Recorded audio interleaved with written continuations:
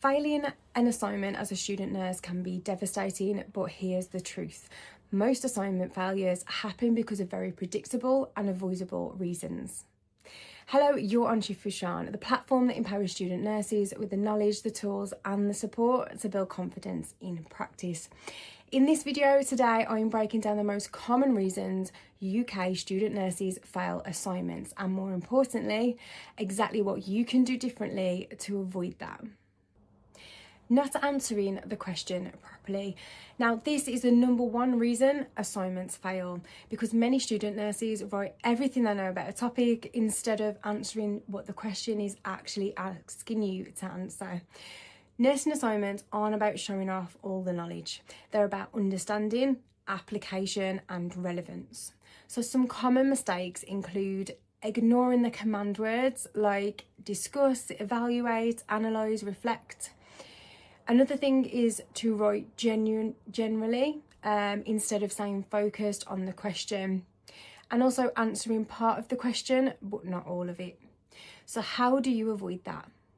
Break the question down line by line before you start writing, and highlight those command words and make sure you address each one. Keep referring back to the question as you write. If a paragraph doesn't answer it, then remove it or rewrite it. A good tip is to rewrite the question as your introduction. So you start with, in this essay, I will reflect on, and then I will evaluate so and so. Then use this as your structure. Weak or incorrect referencing. Poor referencing is one of the fastest ways to lose marks, and it's something student nurses often underestimate. Common issues include missing in-text citations, incorrect use of the required referencing style, for example Harvard, over-reliance on outdated or non-academic sources, or referencing lecture slides instead of original resources. How to avoid it then? So check your university's guide for referencing and learn it off by heart. Use academic sources such as journals, NICE guidelines, NHS resources and relevant textbooks. Reference as you write and not at the end.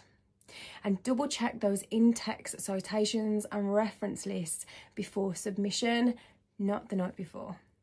Referencing doesn't have to be perfect, but it does need to be consistent and accurate. Make sure you're keeping track of your resources as you go.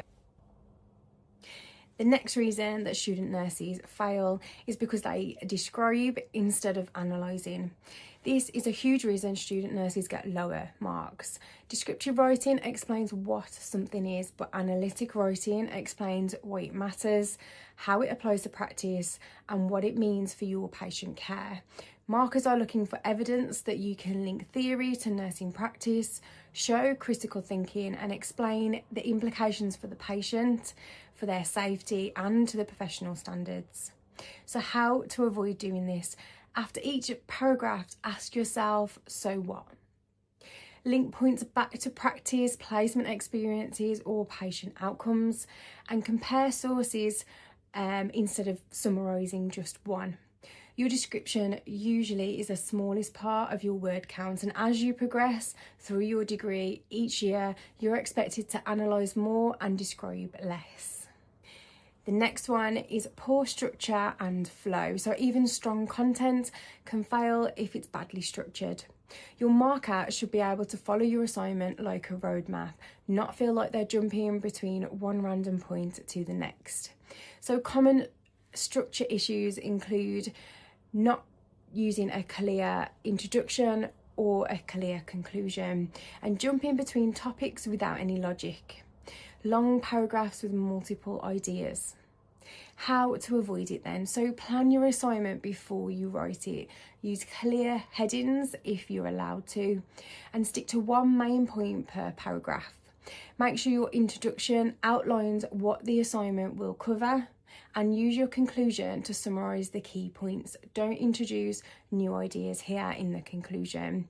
Now keep checking that you've actually done what you said you would do in your introduction. Next, leaving it too late. Time pressure affects quality more than student nurses realise. Last minute work often leads to poor proofreading, weak referencing, rushed assignments and missing submission requirements. Nursing degrees are intense, especially when deadlines clash with placement. But how to avoid it? Start earlier than you think that you need to, and break the assignment down into small tasks. Set mini deadlines for planning, for drafting and for editing, and aim to finish at least 48 hours before submission. Not using feedback or not understanding it. Failing the same type of assignment twice often comes down to not engaging properly with the feedback. Many students only look at the percentage grade and then they stop there. Some student nurses avoid reading that feedback because it often feels discouraging. They don't understand the academic language used and they don't know how to apply it to future work. So how to avoid it? Read the feedback once and then revisit it later when you've got a clearer head. Highlight those repeat comments or themes and ask for clarification if the feedback isn't clear. You can even book a one-to-one with your personal tutor or the module lead if you need.